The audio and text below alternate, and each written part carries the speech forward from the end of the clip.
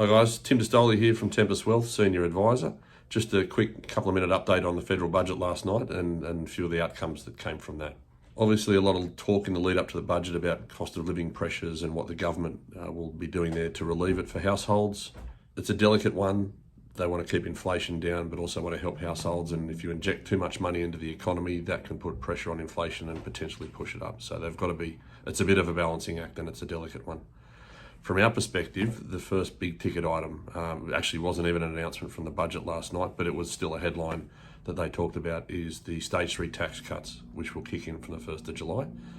They will bring tax relief to every household in Australia at varying levels, which is great. I would suggest, if you want to know how it's going to impact you personally, taxcuts.gov.au is a website that the government has set up so you can put in your own numbers and determine how it's going to impact you. If you have any questions on how that might affect you, feel free to get in touch with us, call your advisor, contact our office. We'd be happy to help and chat through it with you. Apart from that, superannuation is another area where there's a couple of changes coming through.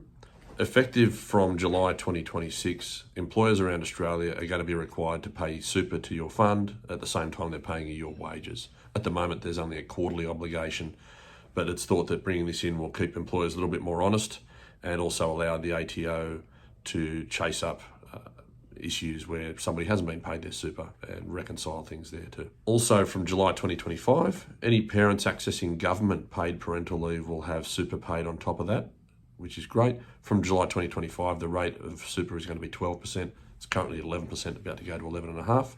It will be 12% from July 2025 as well. Finally, the government confirmed last night their plans to add an additional tax to your super if you've got a total superannuation balance in excess of $3 million. It's a bit of a tricky one if you are in that situation, because it doesn't catch too many Australians, but if you are in that situation, it's important to talk to your advisor, talk to us, we're happy to help with that, about how you navigate those tax rules and making sure you're getting the best outcome for yourself there. For small businesses, the Small Business Instant Asset Write-Off Scheme will continue. It was something that was announced last year. It will continue this year. If your business has turnover of under $10 million, you can write off certain assets up to $20,000. This is extended for another 12 months, which is a good thing for small business. Another initiative for small business that they'll be able to take advantage of is reduction in their energy bills of $325 for the next 12 months. With regards to Centrelink, if you receive rent assistance, there was an increase last year of about 15% in the maximum amount of rent assistance that you can receive. That's been increased again by approximately 10% this year, which is great. If you receive other income support benefits from Centrelink, often you'll have a thing called an income test applied to that. What comes with the income test is a thing called deeming rates, which is applicable to financial assets that you might own.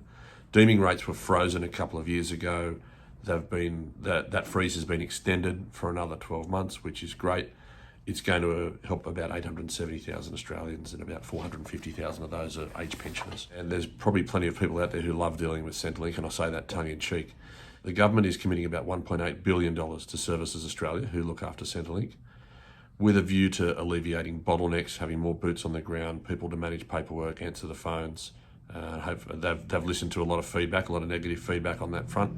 It's something that's been a real bugbear for us as we help our clients manage that as well. So hopefully that will help, but the proof will be in the pudding. Finally, I guess the biggest headline act of the federal budget is the energy bill relief that all Australian households will receive. That's going to be to the tune of $300 in the next financial year. It will be a rebate. It's going to be taking $75 off your quarterly energy bill, and that's for all Australian households, not means tested. It's for everybody there. So that's all for our budget wrap up. If you've got any questions, feel free to pop them in the comments under the video. Please feel free to contact your advisor, call us directly. More than happy to help and chat through all of this and how it might impact you. Thanks a lot.